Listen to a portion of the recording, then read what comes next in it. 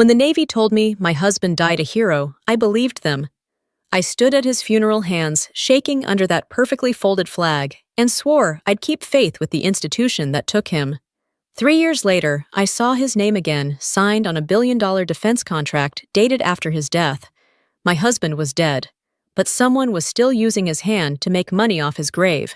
That was the moment something in me cracked. My loyalty, my silence, my fear. I, Kaya Ellison, decided to break the very protocol I once lived by, because if the dead can't speak for themselves, then I would. The wind off the Pacific carried the smell of salt and oil across the naval yard, fluttering the rows of American flags that lined the entrance. The ceremony had already begun, uniforms in perfect formation, medals glinting under the California sun. From a distance, it all looked immaculate. From where I stood, it felt like a lie I could almost touch. They called the names of the fallen one by one. Then the projector lit up the next slide, a list of personnel who had contributed to the new National Defense Initiative, Project Horizon Gate. Halfway down that list, I saw it. Technical Authorization, Lieutenant Mark Ellison. My chest tightened until I couldn't breathe. My husband had been dead for 3 years. I had signed his death certificate myself. I turned to Commander Rhodes beside me. My voice was barely steady. "Why is his name here?" He didn't meet my eyes, just said calm and bored that the system sometimes reuses data. Nothing to worry about. He called it a clerical error. I called it impossible. When the national anthem played, the crowd saluted, but I heard only the crash of waves against the pier. Inside my pocket, the folded flag they'd handed me at Mark's funeral pressed against my palm, reminding me of everything the Navy said was sacred. A young officer behind me chuckled, murmuring to his friend, "Guess even the dead are signing papers these days." I froze. The laughter echoed longer than it should have. That night, I broke into the internal finance server and searched the project logs. His name was there. The signature was real, the timestamp from 5 months ago. I hit print, heart pounding. And as the document slid from the machine, the screen flashed a warning in red: access revoked. Unauthorized query flagged. Someone had seen me. By the time I stepped out into the San Diego sunlight, the base looked the same orderly, bright, proud. But I knew something rotten lived underneath all that shine. If the dead could sign contracts, then someone among the living was cashing in on their silence, and I wasn't going to stay quiet anymore. The elevator hummed as it climbed toward the ballroom of the Hay Adams, the reflection of the White House glittering in the glass.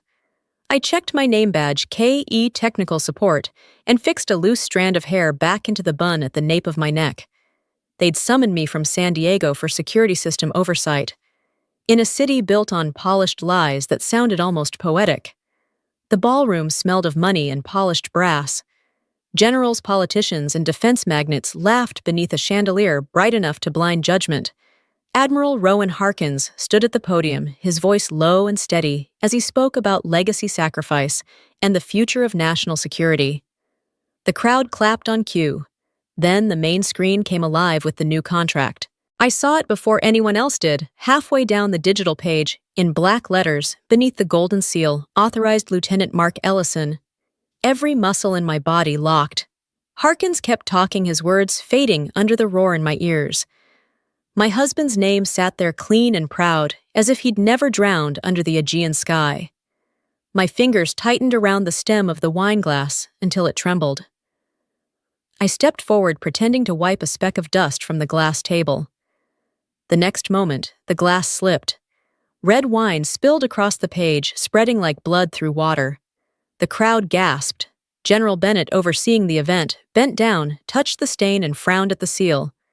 His gaze met mine, sharp, calculating. Then he spoke, his voice slicing through the music. "Lock the doors!" Every sound stopped. The band froze mid-note, security sealed the exits, and for one unbearable second, the entire room was held hostage by silence. Harkin's smile vanished.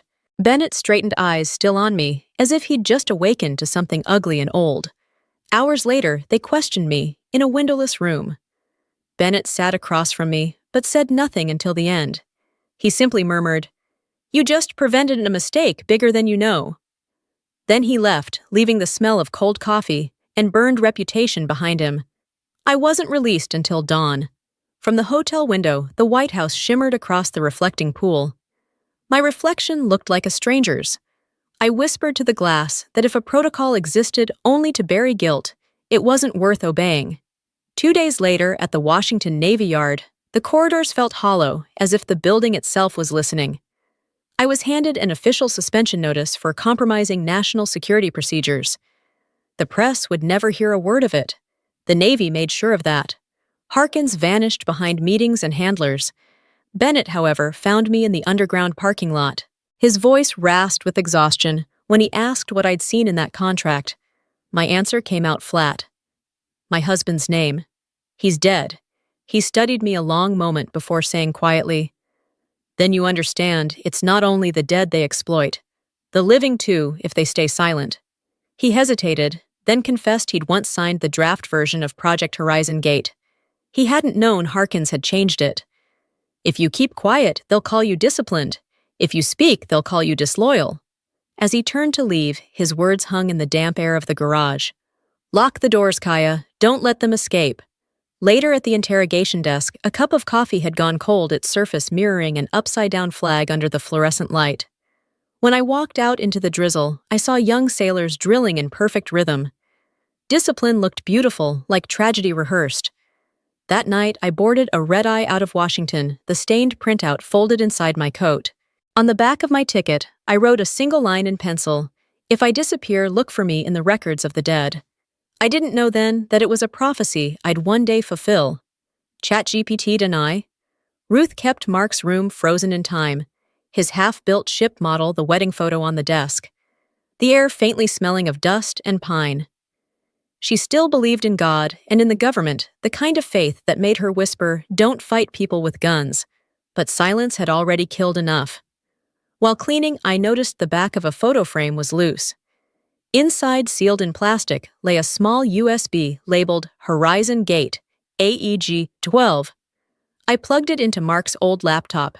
His face appeared pale in the glow of a field lamp. "If you're watching this, I didn't make it back.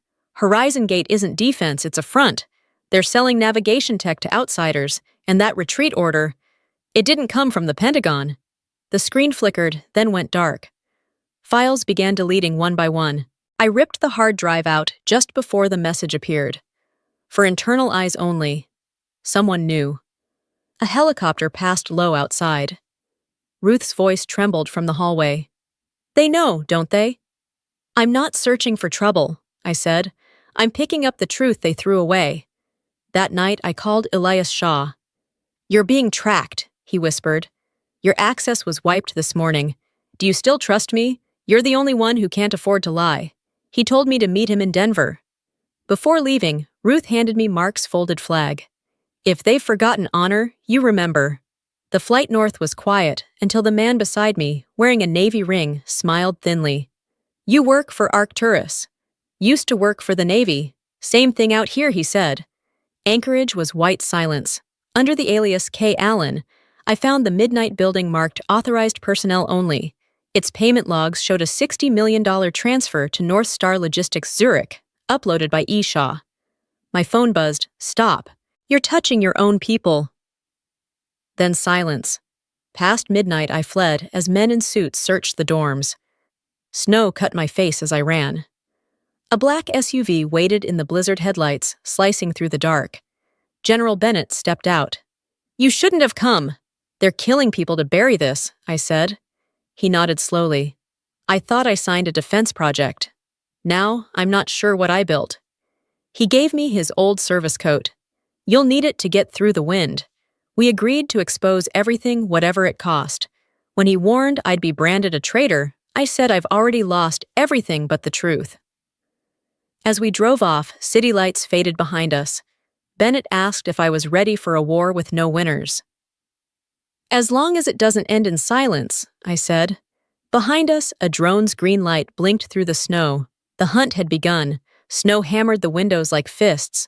The cabin shook each time the wind howled down from the ridge. Bennett tossed me his spare coat, muttering that the air here froze both skin and conscience. I pulled it tight and stared at the flickering laptop screen. The Arcturus compound 3 miles away glowed like a steel hive in the blizzard. Somewhere inside lay what Mark had died for. We moved at midnight, sliding past the perimeter fence into a loading bay. The data vault was colder than the air outside.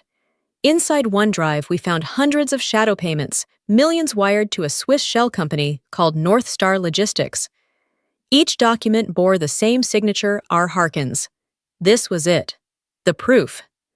Bennett whispered that Harkins was laundering defense money under the names of the dead. The alarm wailed before he finished. Cameras came alive, and suddenly our own faces flashed across every monitor. They knew we were inside. We ran through dark corridors as red lights spun. When the blast doors sealed, Bennett was trapped outside. His voice crackled over the radio go north, then gunfire. I forced the door open to find him bleeding, but alive, 2 men on the floor in civilian gear. Not Navy. Private contractors. Later in the getaway SUV, he spoke into the silence. He'd once taken $150 to $1,000 from Arcturus, a consulting honorarium, he called it. His breath shook as he said he'd been bought before he knew the cost. I told him redemption looked a lot like this drive we were holding. Then the dashboard lit up. Breaking news declared us fugitives, Kaya Ellison and General Bennett, wanted for leaking classified defense data. My name, my face already poisoned. Outside, blue strobes from a patrol shimmered through the snow like a trembling truth still shining in the storm. Bennett promised we'd reach D.C. before they rewrote the story.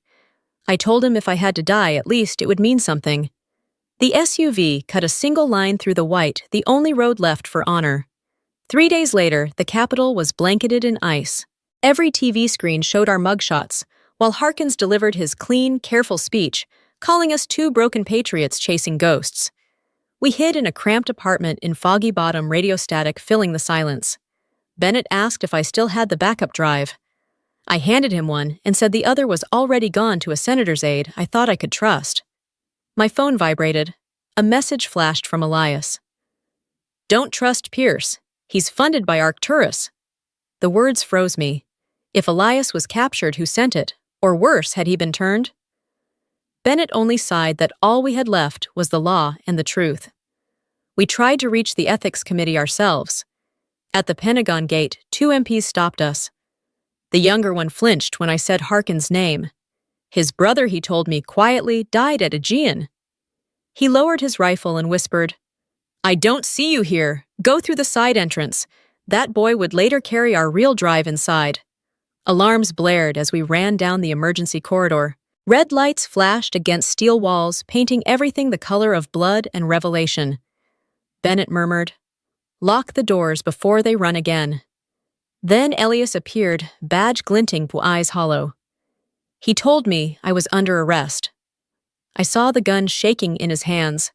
When I asked why he said Arcturus had his sister, Bennett stepped forward, voice hard. "Choose son. Orders or honor?" Elias lowered his weapon. "I can't kill another honest soul." He opened the door for us, then turned back to block the guards. The door slammed shut behind us, sealing him on the other side. "Lock the doors," I whispered. For the second time, those words saved a life. In the dark room beyond, I plugged the drive into the terminal. Bennett stood beside me, blood soaking through his sleeve. His voice dropped to a rasp. "You know this will expose us too, don't you?" I nodded. Honor's worth burning for once, better than being buried with lies. The screen flickered alive. Files opened one by one. Outside, the sirens faded. The final door had locked. Rain tapped against the tall windows of the ethics chamber, soft but relentless. 5 officials sat across from us, faces carved in stone. Between Bennett and me lay the drive that had nearly gotten us killed. Senator Pierce asked if I knew what I was accused of. I said I did, but forging the dead to sign blood money contracts was the real crime. The room fell silent, every eye fixed on me. I connected the drive. The screen flickered, Horizon Gate. Classified Video 12. Mark's face appeared through smoke and chaos, his voice steady but fraying. "If you're watching this, I'm gone. Horizon Gate isn't defense, it's a deal. They ordered us to retreat, not to save lives, but to bury proof. If you still believe Kaya, remember, Honor doesn't need a signature-only action. The footage ended. I couldn't breathe. Bennett stepped forward, placing a folder before them. Original contracts. Harkin's signature layered over Mark Ellison's. Same time, same date. The door burst open. Harkins entered with guards shouting that we were traitors. Bennett Rowe's voice steady as steel. I fought to protect truth, not men who sell it. Pierce turned pale, holding the evidence. Your name's on every Arcturus transfer for 18 months. Forgery. Harkins barked. No, I said.